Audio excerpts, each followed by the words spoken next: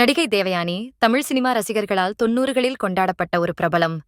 தமிழ், தெலுங்கு, மலையாளம், கன்னடம், ஹிந்தி மற்றும் பெங்காலி மொழி படங்களில் நடித்தவருக்கு தமிழில் பெரிய ரீச் கொடுத்த படம் என்றால் அது அஜித்துடன் நடித்த காதல் கோட்டைதான். அதன்பின் தேவயானிக்கு பெரிய மார்க்கெட் இருந்தது. இயக்குனர் ராஜகுமாரனை காதலித்து திருமணம் செய்து செட்டில் ஆனார். இவர்களுக்கு 2 மகள்கள் உள்ளனர். ஒருவர் இப்போது சரிகமப பாடல் நிகழ்ச்சியில் கலந்து கொண்டு தனது திறமையை காட்டி வருகிறார். தற்போது சன் டிவியில் எதிர்நீச்சல் தொடர்கிறது என்ற சீரியலை இயக்கி வரும் திருச்செல்வம் நடிகை தேவயானி குறித்து பேசியுள்ளார். அதில் அவர், தேவயானி மேம்கோலங்கள் சீரியலுக்காக நிறைய படங்களை ரிஜெக்ட் செய்துள்ளார்கள். அஜித்தின் வரலாறு படத்துல நடிக்க ரவிக்குமார் சார் கேட்டாரு. ஆனால் தேவயானி மேம் பண்ணல. ஒரு கட்டத்துல கோலங்கள் சீரியல் மட்டும் பார்த்துவிட்டு தொலைக்காட்சியை ஆஃப் செய்துவிடுவேன் சொல்வாங்க. ஏன் என்று கேட்டால் மற்ற சீரியல் டிஆர்பி வந்துடுமேனு சொல்லுவாங்க. நடிகை தேவயானி படங்களை தாண்டி கோலங்கள் சீரியலுக்கு அதிக முக்கியத்துவம் கொடுத்தது நன்றாக தெரிகிறது. கடைசியாக தேவயானி 3 PSK என்ற படத்தில் முக்கிய கதாபாத்திரத்தில் நடித்திருந்தது குறிப்பிடத்தக்கது. தென்னிந்திய திரையுலகில் நடிகராக, இயக்குனராக, பாடகராக, தயாரிப்பாளராக பன்முகம் கொண்டு திகழ்பவர் தனுஷ். இவருடைய நடிப்பில் இறுதியாக குபேரா திரைப்படம் வெளியானது.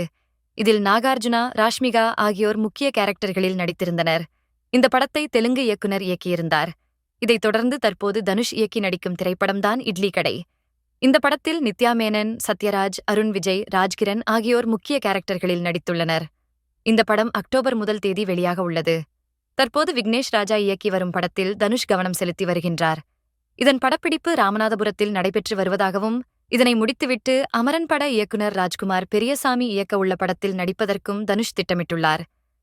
இந்த நிலையில் ரூசோ பிரதர்ஸ் இயக்கத்தில் அடுத்த ஆண்டு உலகின் மிக பிரமாண்டமான திரைப்படமாக வெளியாக இருக்கும் அவெஞ்சர்ஸ் சீக்ரெட் வார்ஸ் படத்தில் நடிகர் தனுஷ் இந்தியன் ஸ்பைடர்மேன் ஆக நடிக்கும் வாய்ப்பு அதிகம் உள்ளதாக ரூசோ பிரதர்ஸ் தெரிவித்துள்ளனர். இந்த தகவல் தற்போது வெளியாகி தனுஷ் ரசிகர்களை இன்ப அதிர்ச்சிக்கு உள்ளாக்கியுள்ளது. தமிழ் சினிமாவில் பிரபலமான நடிகராக திகழும் ரவிமோகன் தனது சொந்த வாழ்க்கையில் பல பிரச்சினைகளை சந்தித்துள்ளார். ஆனாலும் விழுந்து விடாமல் ரவிமோகன் ஸ்டுடியோஸ் எனும் பெயரில் புதிய தயாரிப்பு நிறுவனத்தை அதிகாரப்பூர்வமாக ஆரம்பித்துள்ளார்.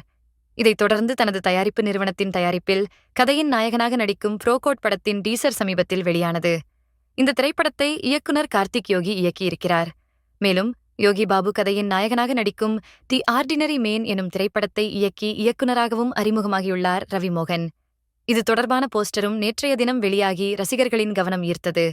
இந்த நிலையில் ஜெயம் படத்தின் மூலம் வெற்றி நாயகனாக அவதாரம் எடுத்த ரவிமோகன் கைவசமுள்ள படங்களில் லிஸ்ட் தற்போது சமூக வலைத்தளங்களில் வைரலாகி வருகின்றன.